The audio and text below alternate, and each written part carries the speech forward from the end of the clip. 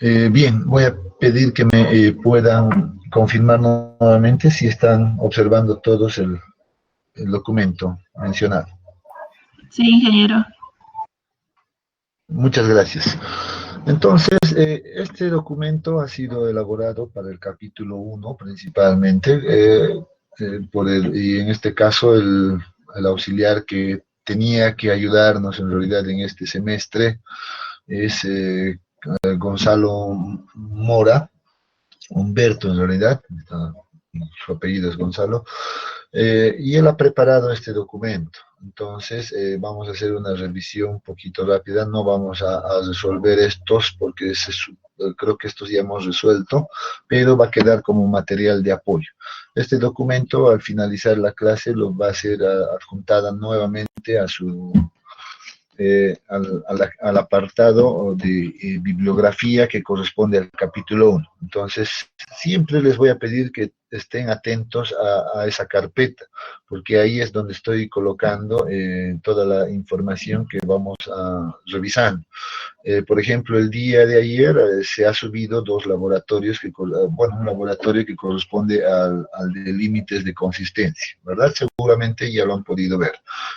Como material de respaldo o como material que va a reforzar lo que hemos visto el día de ayer.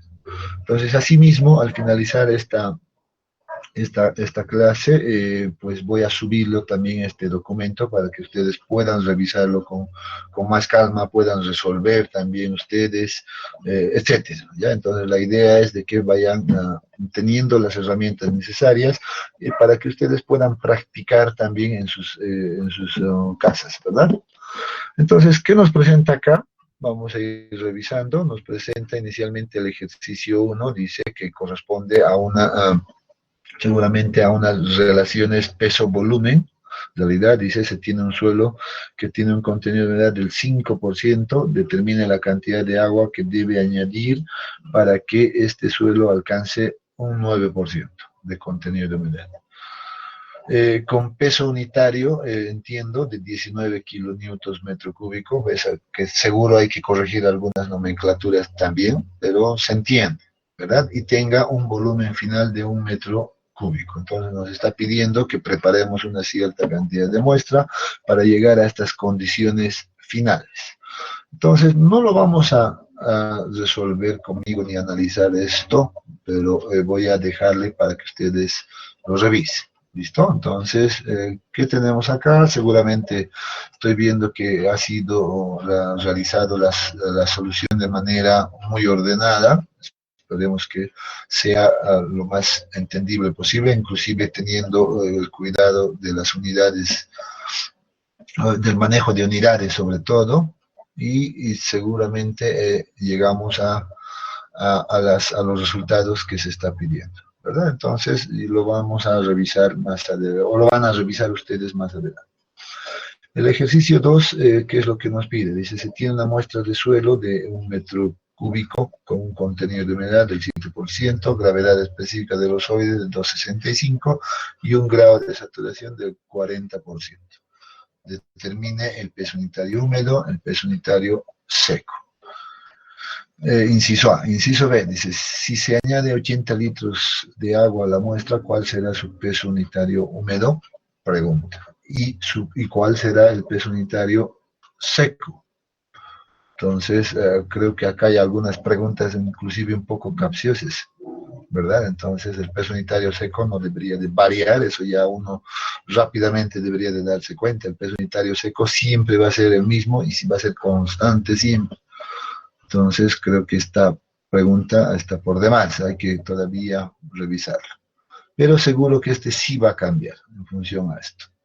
Entonces, nuevamente se tiene la solución, incluso con algunas imágenes que ayudan a entender el problema, las ecuaciones que se están aplicando, etcétera, ¿verdad? Entonces, ya tenemos todo el desarrollo. Y creo que tenemos por acá todo esto. Punto 2, entiendo, no sé si esto va por punto 1, ya, son dos incisos, ¿verdad? Para el punto 2, nuevamente, desarrolla todo el detalle. Y Llegamos al ejercicio 3 que corresponde, seguramente, ahora sí nos corresponde al tema que hemos estado cerrando el día de ayer, que correspondía a la granulometría y los límites de consistencia. Entonces, ahora sí, seguramente estos ejercicios los vamos a revisar con ustedes el día de hoy. Vamos a ver las soluciones. Dice, a continuación se presentan los resultados de un análisis mecánico. A veces hay esta terminología, siempre es bueno aclarar. Algunos libros reconocen a la granulometría como un análisis mecánico. Análisis por cribado también son términos que se utilizan, ya al análisis por granulometría. Entonces hay que reconocer simplemente estos términos. Dice, determine la curva de distribución de tamaño de partículas de esta tabla y dibuje,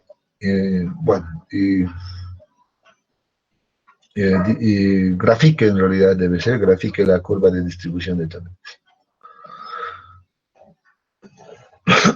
Por otro lado, el punto 2 nos pide determinar los diámetros aparentes de 10, de 30 y de 60, a partir de los datos que están presentes acá en la tabla.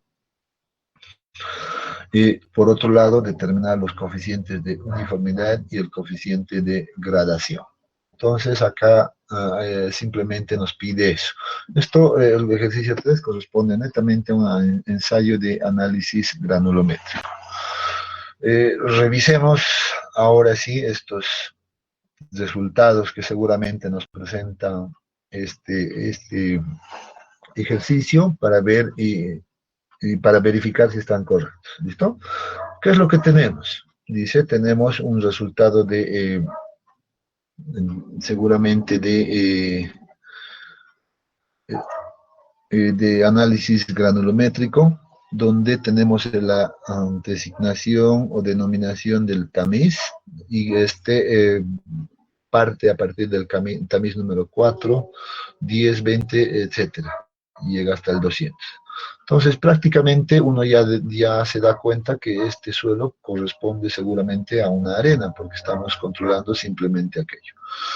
Acá tenemos las aberturas relacionadas seguramente con el sistema unificado o la norma ASTM, por eso aparece el 475 acá, y las otras aberturas también que tenemos, el 44, 0.425, etcétera.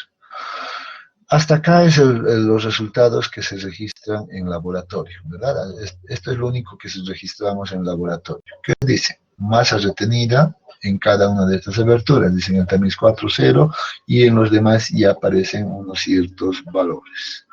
A partir de esto, pues entonces empezamos a generar estas columnas de la derecha con el objetivo de encontrar inicialmente la columna del porcentaje que pasa cada una de las aberturas, ¿verdad? Cada una de estas aberturas. Ese es el objetivo, porque a partir de esta columna vamos a empezar a trabajar y realizar todos los cálculos que nos están pidiendo por acá.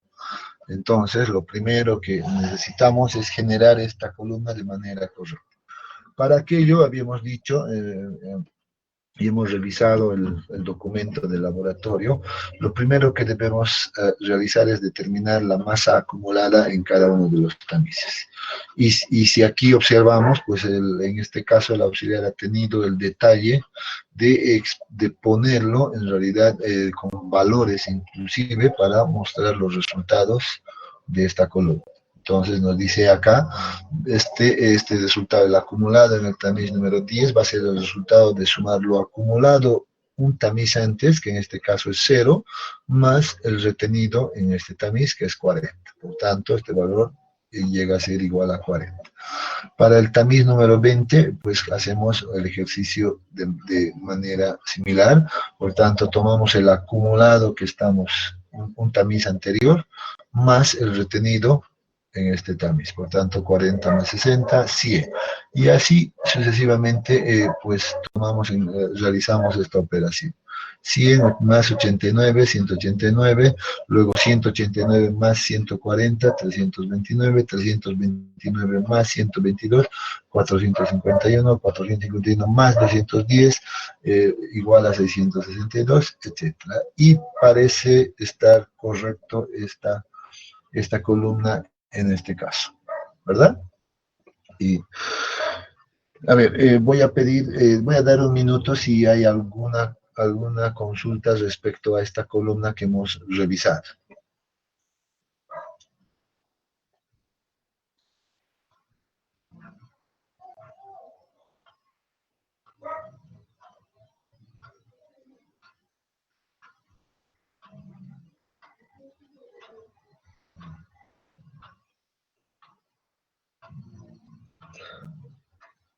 Bien, creo que no hay consultas. Esto me parece que está muy claro aquello. Pues entonces vamos a pasar a la siguiente columna que debe ser determinado, que corresponde al porcentaje retenido acumulado. Ese debería de ser el nombre correcto, porcentaje retenido acumulado.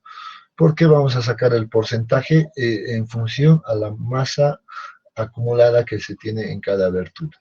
¿Ya? Entonces, por eso el nombre tal vez hay que corregirlo, nada más. ¿Cómo determinamos esto? El porcentaje retenido acumulado, ya hemos revisado que debe cumplir una ecuación principalmente, y esa ecuación se encuentra de esta manera, ¿verdad? Entonces acá está descrito en la parte final, se encuentra el porcentaje retenido. Entonces dice, esto va a resultar en realidad de realizar la siguiente operación. Multiplicamos la masa retenida acumulada, la multiplicamos por 100 y esta la dividimos entre la masa total acumulada. Por tanto, esa masa total acumulada en este caso llegaría a ser igual a 729, como se está mostrando acá. Por tanto, ese valor se repite acá y se mantiene constante para todas las operaciones.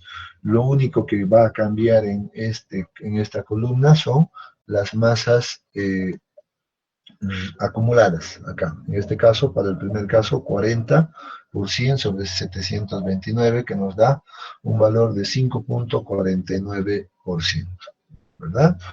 Repetimos la misma ecuación con el siguiente, para el siguiente tamiz, para el tamiz 20, que entonces será 100 por 100 dividido entre 729 y seguro nos da este valor de 13.21 y repetimos esta operación para cada uno de estos. Yo voy a controlar, por ejemplo, para este caso de acá, que debería de ser 717 dividido, por 100 y esto dividido entre 729. Entonces yo noto que este valor está correcto, ¿verdad? Entonces creo que se ha manejado de manera correcta la ecuación. Nuevamente, vamos a dar un minuto para ver si hay alguna consulta al respecto.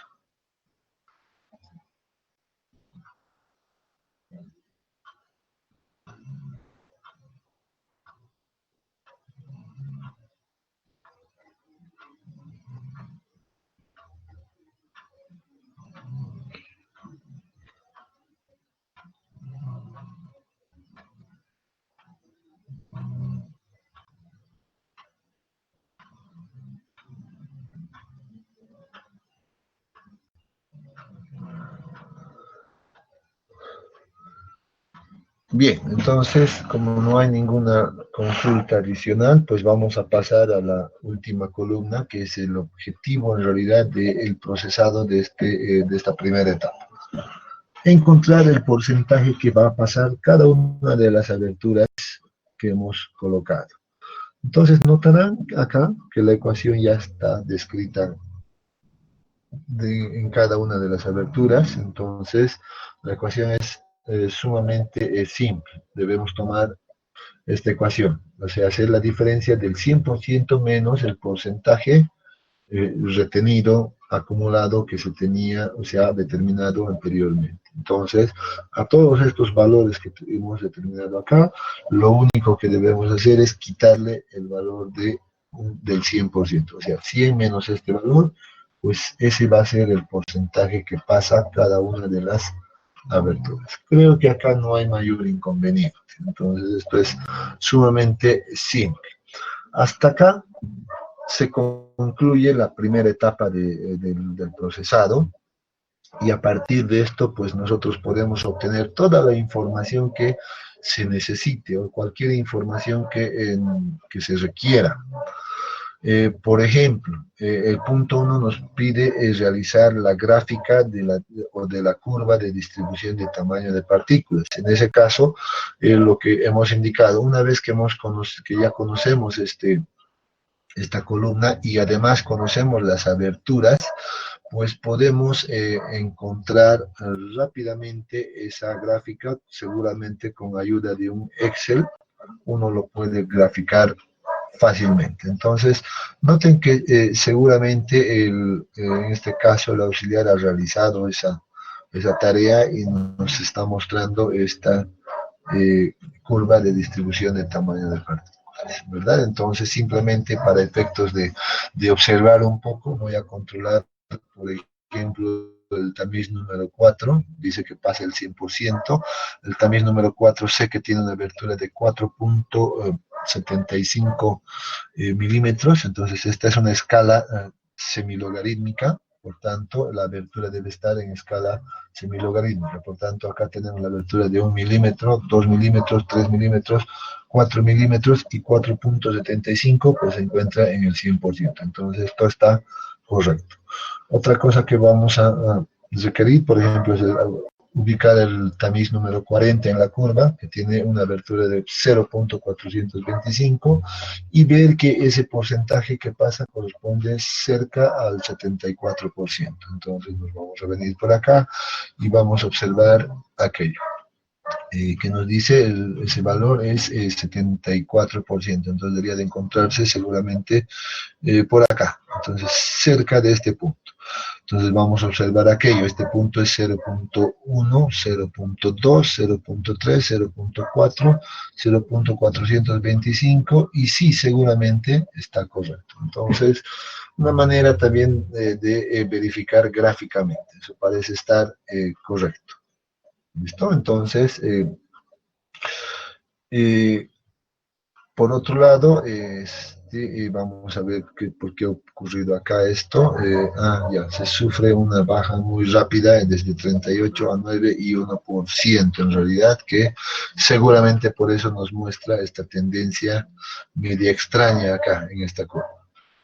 Pues vamos a suponer que ha sido realizada de manera correcta. Lo segundo que se pide es determinar los diámetros de 10, de 30 y de 60. Entonces, a ver, ¿qué es lo que debemos hacer en este caso? A ver si alguien recuerda. Voy a darle un minuto. ¿Qué se debe hacer ahora para determinar estos valores en función a estos resultados?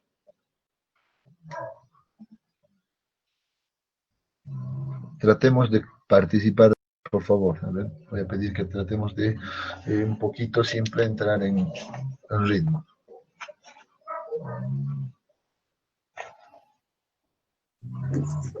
Ingeniero, disculpe, acerca de la curva de granulometría, en el eje de las abscisas, usted nos mostró de forma en realidad descendente, ¿puede ser también así como está ahora ascendente?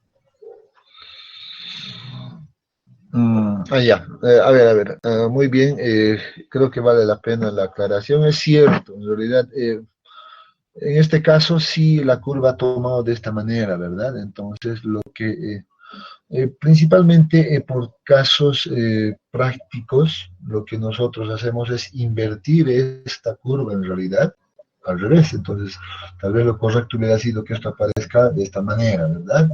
En ese sentido.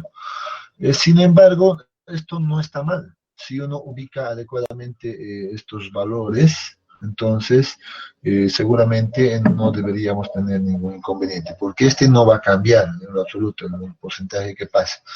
Lo que yo les he mostrado, y la bibliografía y los libros muestran, es generalmente las curvas al revés, haciendo de que este valor, por ejemplo, este valor de 100 aparezca al lado izquierdo y el 0.01 aparezca al otro lado. Eso obviamente uno lo puede invertir también en una planilla Excel fácilmente, pero si no lo realiza, pues no está mal, está correcto. Lo único que hay que tener cuidado es de que este eje esté en escala logarítmica y se encuentre en una escala normal. Muy bien, creo que vale la pena la aclaración. Ya no es que esté mal, solo que a veces nosotros, la gente que maneja este tipo de ensayos, está más acostumbrada al otro estilo. Por ejemplo, yo estoy más acostumbrado a la otra forma, invertirlo esto.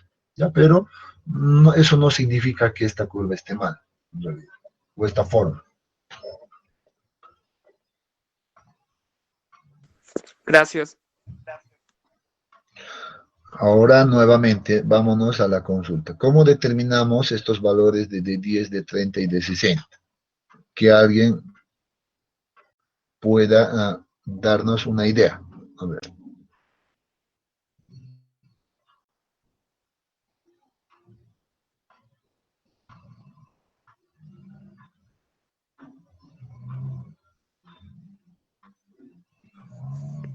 Interpolación de valores, ingeniero. Hasta aquí uno se animó, ¿verdad? La respuesta es correcta. Sí debemos realizar la interpolación de estos valores, ¿verdad? O si tenemos la curva, como ya había explicado anteriormente, pues puedo utilizar esta curva y determinar esos valores también rápidamente. Para aquello, pues debemos recordar que estos valores de D10, de 30 y de 60 son diámetros en realidad, por eso tienen el nombre inclusive de diámetros efectivos, ¿verdad? Son diámetros que le corresponden al 10% de material que pasa, un diámetro que le corresponde al 30% del material que pasa y un diámetro que le corresponde al 60% de material que pasa, ¿verdad? Entonces, si uno tiene esta curva ya definida, pues, ¿qué es lo que va a hacer? Va a buscar exactamente el 60%, por ejemplo, y que corresponde a este eje, a esta línea, y busca la intersección con la curva.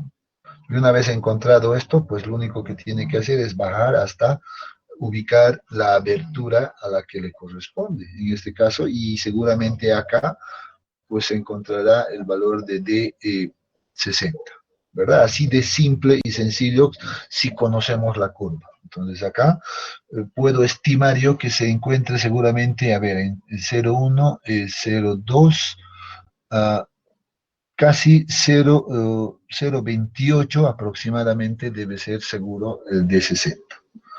Lo mismo puedo ubicar el 30% que pasa por acá, seguramente justo a la mitad de esto, y hacer el mismo procedimiento y encontrar esa abertura. Lo mismo para el 10%, ubico el 10% en este eje, la traslado hasta la curva y nuevamente pues la ponemos acá. Entonces cuando tenemos una curva, una gráfica de estas, pues resulta ser mucho más simple todavía este trabajo. En el caso de que no tengamos esta curva y sí contemos con esta tabla, pues esta es la base en realidad de la misma curva, pues hacemos el procedimiento de interpolación, como ha mencionado su compañero. Para aquello, pues voy a referirme inicialmente a esta columna de acá y voy a buscar, por ejemplo, el 10% en esta columna. Es lógico que no voy a encontrar exactamente el 10%, pero seguramente voy a encontrar dos valores que entre dos valores se va a encontrar seguramente el 10%, como es este caso. El 10% seguramente se va a encontrar entre estos dos valores que están entre 9.33 a 38.13 y que corresponde a unas aberturas de 0.18 y 0.15 de abertura, ¿verdad? Para este ejercicio. Entonces debemos realizar la interpolación entre estos dos puntos, suponiendo que el comportamiento es una línea acá, que es una recta.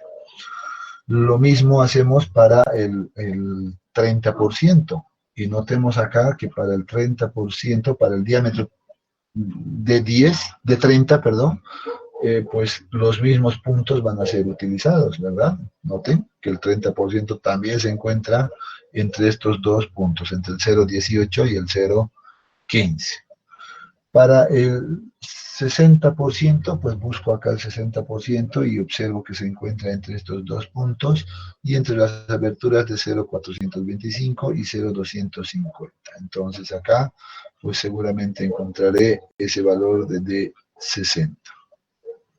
Entonces, yo había dicho de manera gráfica, seguramente eso se encuentra en 0,28 aproximadamente, creo que es lo que he dicho, 0,28, ¿verdad? Entonces, noten que ya estoy viendo que sí, seguramente vamos a encontrarnos con un valor por ahí.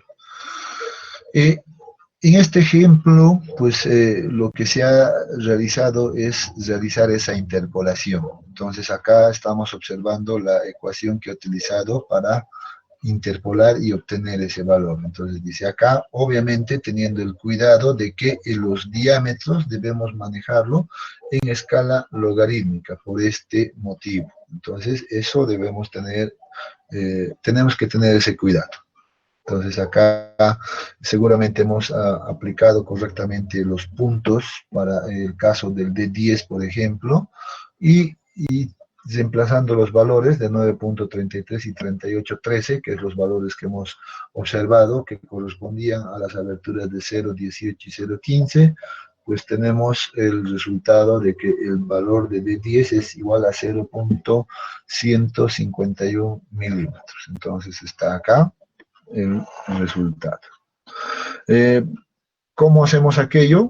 Pues acá está aplicando simplemente lo que uno aprende en las clases de geometría, pues seguramente ha realizado la igualación de dos pendientes en realidad en función de esos puntos y poniéndole a la nomenclatura que nosotros estamos utilizando como porcentaje que pasa y diámetros, entonces pues vamos a tener esta ecuación como está descrito en este punto. Entonces, voy a pedirles que ustedes también lo revisen bien esto, realicen las interpolaciones necesarias para verificar aquello. Se realiza el mismo procedimiento para el D30, como estamos observando acá, D30, utilizando la misma ecuación, los mismos diámetros, porque se encontraba dentro de los mismos porcentajes, y encontramos acá que el D30 es igual a 0,17. Entonces, un poco mayor que D10.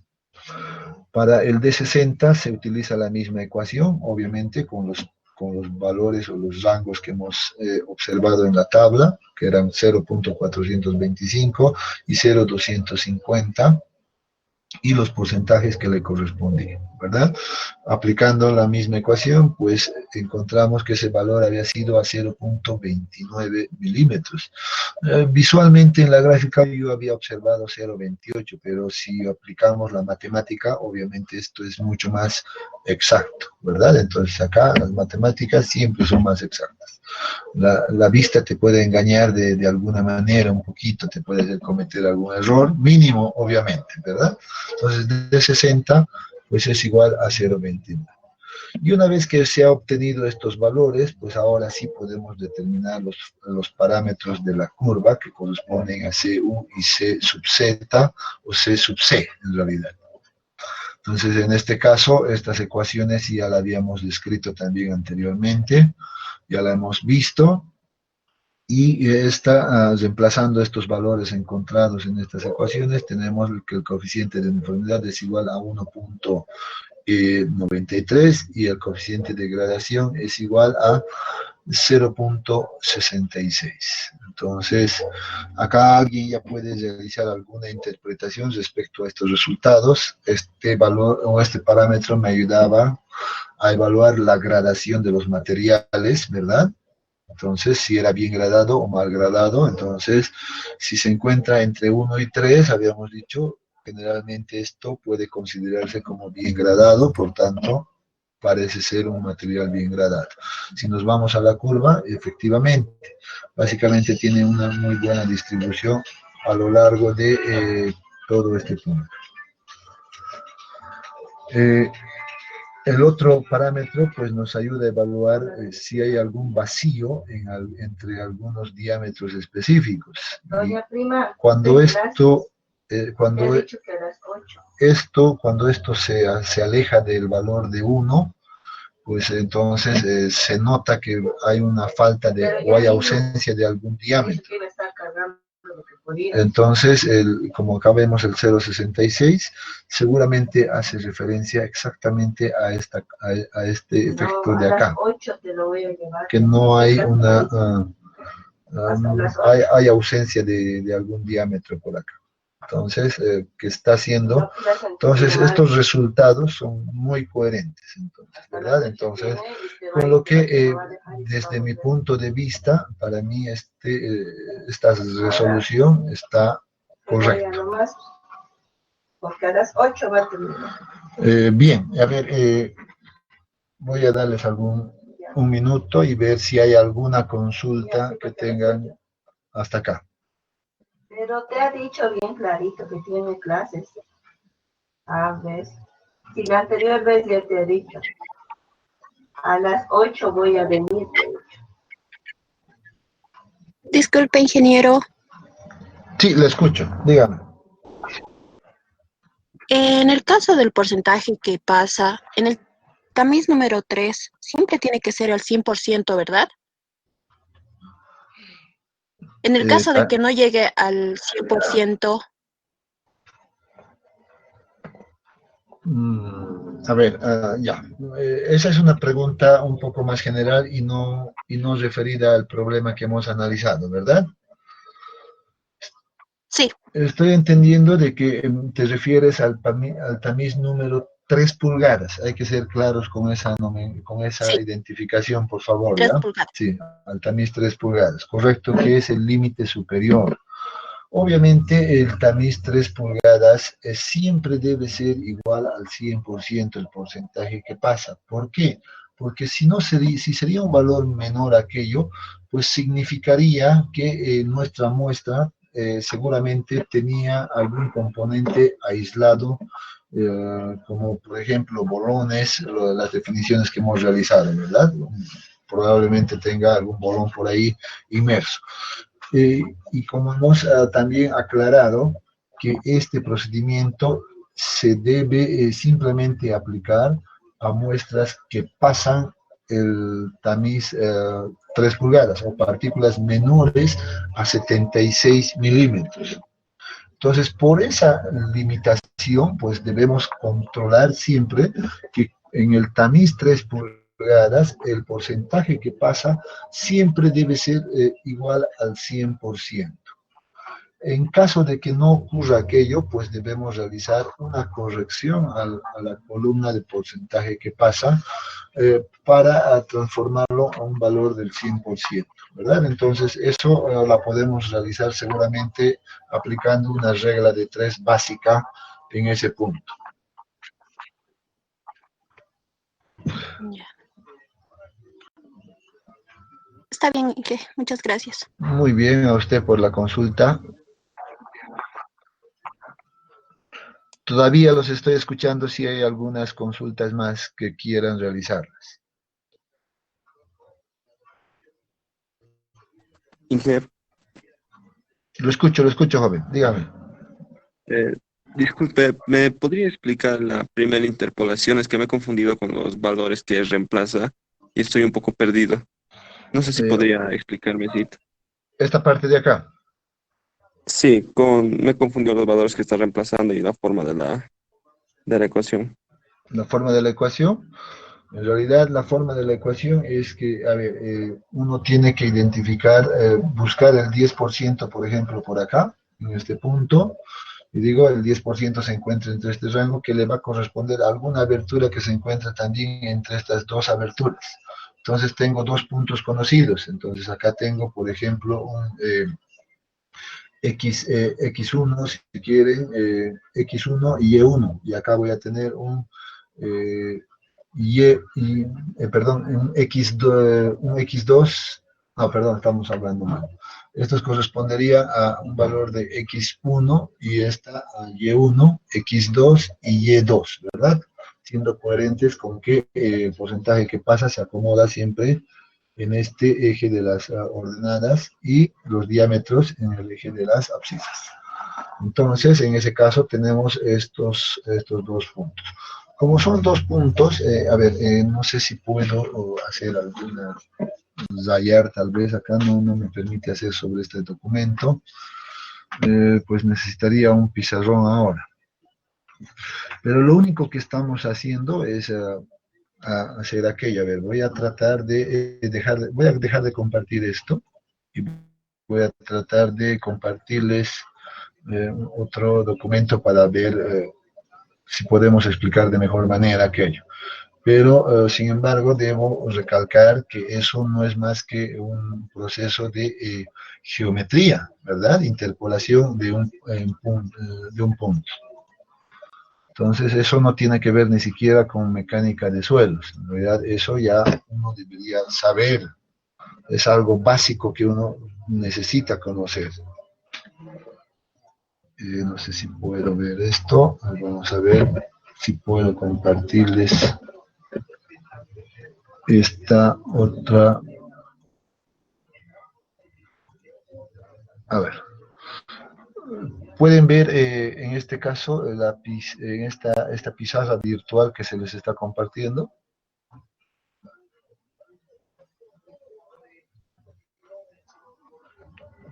Sí, ingeniero, se ve. Genial, entonces eso es buena cosa. Vamos a empezar a utilizar también esto. A ver, bien, vamos a tratar de poner acá los puntos, ¿ya? Entonces vamos a decir, por ejemplo, si yo conozco un punto por acá, que tiene por coordenadas, por ejemplo, X1 y, y en este caso sería X y Y1, y tengo otro punto por acá donde yo quiera, que tiene coordenadas X2 y Y2, y obviamente yo supongo que esto es una recta, y ahora yo quiero determinar otro punto por acá, por ejemplo, intermedio entre estos dos. ¿Qué es lo que hacemos? Pues sé que este punto, en este caso, va a tener también dos coordenadas, ¿verdad? Ese es el planteamiento que uno debe realizarse. ¿Cuáles van a ser las coordenadas de este punto? Seguramente yo puedo decir simplemente va a ser X y Y, sin ningún denominativo, ¿verdad? Pero entonces ya voy generando prácticamente 3 puntos. ¿Qué es lo que sabemos por geometría? En este caso, al tener ya 3 puntos en un segmento, pues estaríamos hablando como que si tuviéramos dos rectas distintas, ¿verdad? Una recta que une estos 2 puntos, otra recta que une estos 2 puntos. En este caso, ¿cuál es el común denominador en esta recta? Pues que la pendiente, por ejemplo, 1, y esta va a tener una pendiente 2, acá me deja escribir, una pendiente 2, y además de que la pendiente 1 es igual a la pendiente 2, ¿verdad? Entonces, esto es el común denominador. Si una vez entendido esto, pues ahora sí, las voy a pasar esto en términos de estos valores que me estoy yo denominando, y voy a ver que la pendiente, ¿cómo se define la pendiente? A ver, alguien que se anime. ¿Cómo definiríamos la pendiente?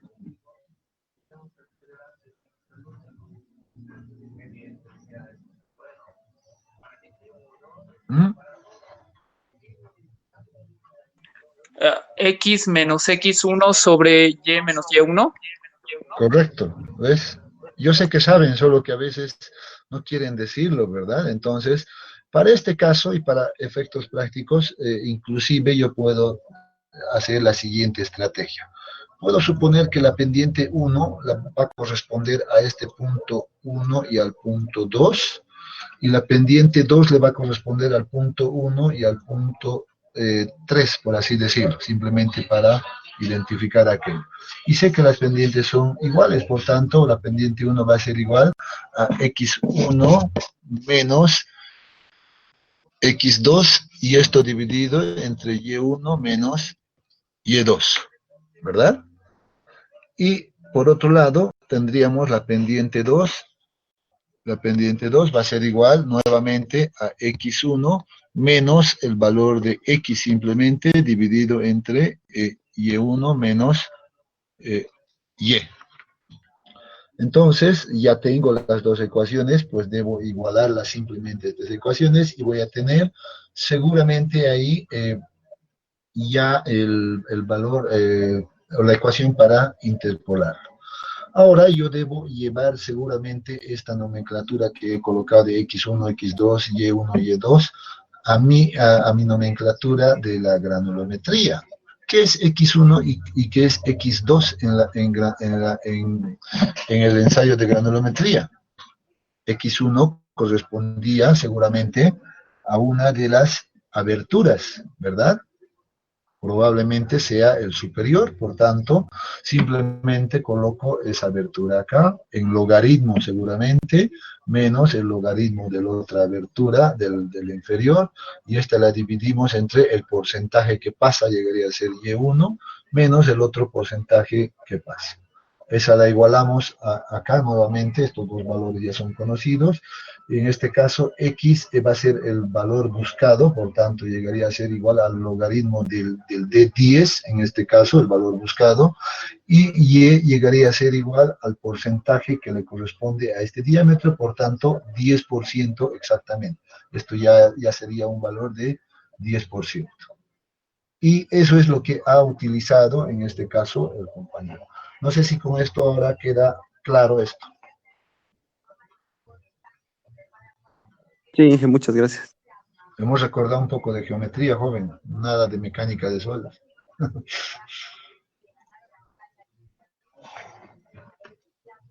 A ver, pues bien, ahora, a ver, nuevamente vamos a compartir el documento que veníamos viendo, a ver dónde estamos.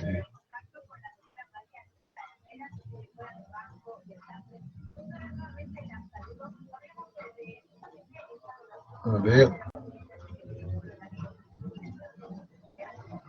Comparte. Y efectivamente eso es lo que ha realizado el auxiliar, ¿verdad? Uno ahora debe llevar ese mismo ejercicio y hacer para todos. Y la ecuación seguramente se va a repetir. Muy bien, a ver, vamos a ver rápidamente el ejercicio 4, que seguramente es muy similar a lo que hemos visto. A partir de los resultados de análisis por tamizado, dice,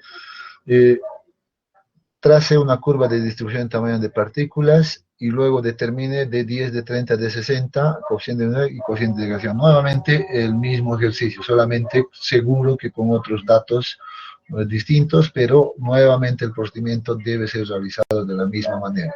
Tenemos acá las curvas nuevamente, acá todavía se ha dado la molestia de un poquito más realizar el procedimiento que les había indicado cuando se tiene la gráfica para determinar el D10, D30 y D60. Observen, acá está, un poco más con detalle, y seguro que debido a aquello ya no ha realizado la interpolación, entonces para simplificar un poco el trabajo.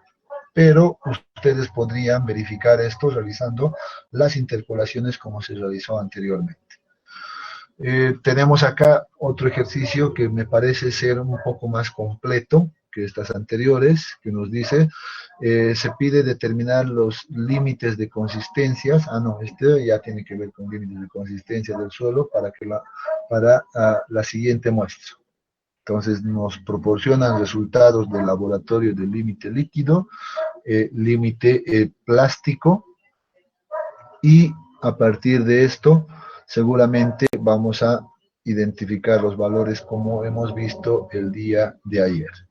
Entonces esto tiene que ver ya con la parte de límites de consistencia.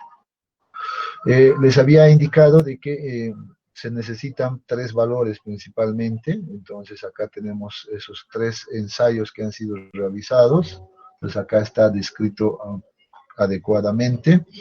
Lo mismo para el límite plástico, se ha repetido en 3 muestras ese valor, y a partir de esto realizamos seguramente inicialmente el cálculo del contenido de humedad, pues algo que es un dato que no tenemos acá.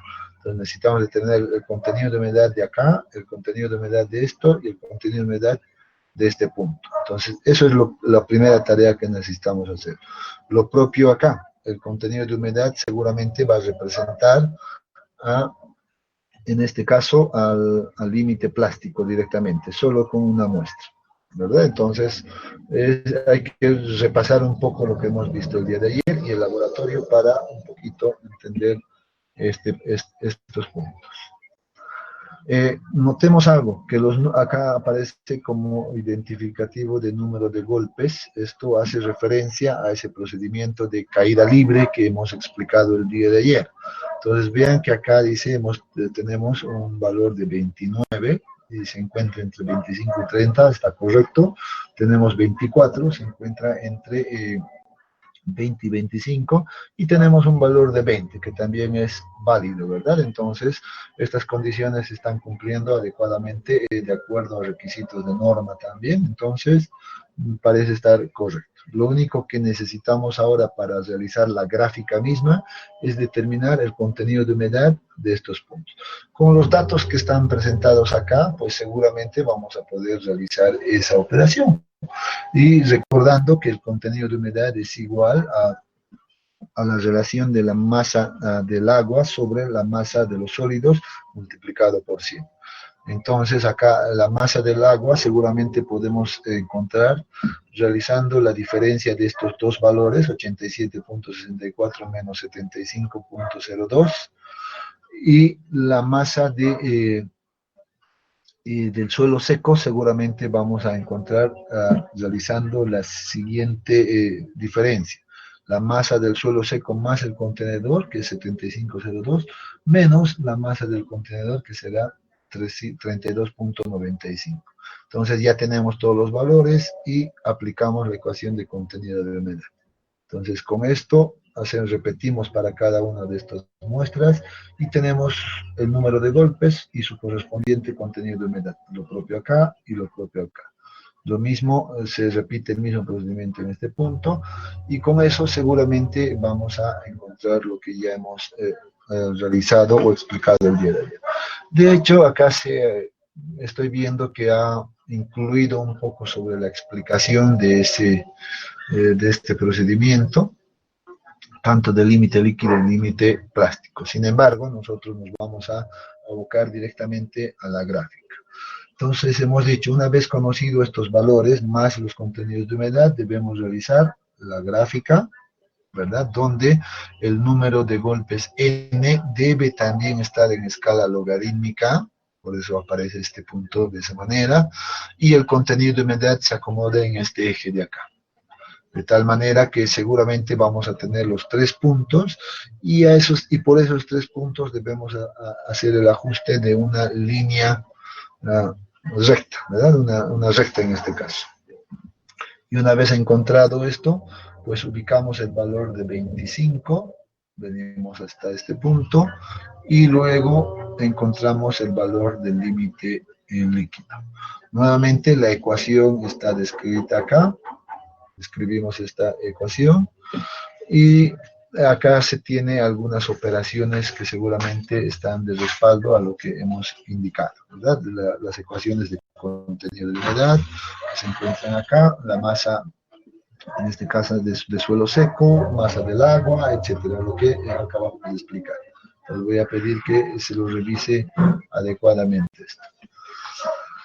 Por otro lado, tenemos ya para determinar todos los valores de contenido de humedad 1, 2 y seguramente 3. Entonces acá tenemos ya los valores que corresponden a nuestros datos seguramente, ¿verdad? Entonces acá está la ecuación que se ha aplicado y el valor del límite líquido interpolado, 39.68 para este caso.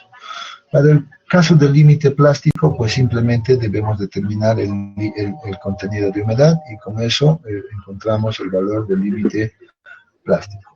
Aplicando la última ecuación que hemos visto el día de ayer, que es la diferencia del límite líquido y el límite plástico, pues se tiene que el índice de plasticidad es igual a un valor de 28.82%.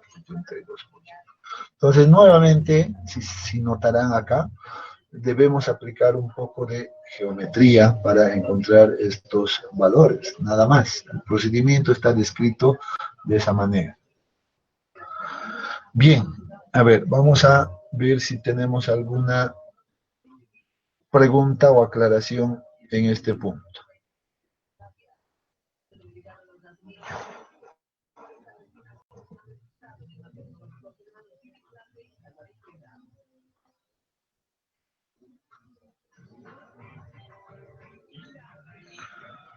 Ingeniero, disculpe, si el índice de plasticidad nos sale bajo, ¿qué significaría? Muy bien, creo que el día de ayer hemos visto el cuadro, ¿verdad? Si el índice de plasticidad se encuentra entre 0 y 3, habíamos dicho, eso es básicamente un suelo no plástico. Si está entre 3 y 15, habíamos dicho, es de baja plasticidad. Si está entre 15 y 50, ese suelo es de mediana plasticidad. Y si ese valor es mayor a 50, el índice de plasticidad, entonces, no, perdón, creo que era 30, me estoy equivocando. Entonces, si es mayor a 30, entonces es de alta plasticidad, ¿verdad? Entonces, son esos rangos que ya hemos revisado el día de ayer. Entonces, la evaluación se lo realiza a partir de ese 4. 0, 3, entre 3 y 15, 15, 30 y mayor a 30. Esos son los rangos.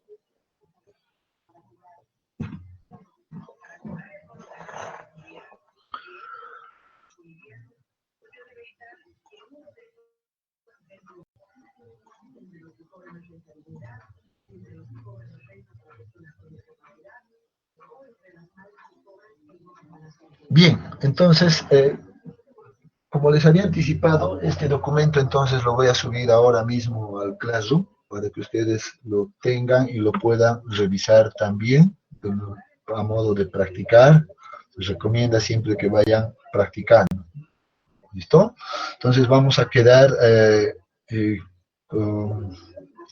hasta acá en esta clase y ya la siguiente clase seguramente nos vamos a ubicar en el capítulo 2. Debo recomendarles que estén siempre atentos al Classroom. Es probable que vamos a programar algunas tareas por el Classroom que hagan referencia para reforzar este capítulo 1, algunos problemas, ejercicios, etcétera. Ya, entonces, estén atentos a aquello.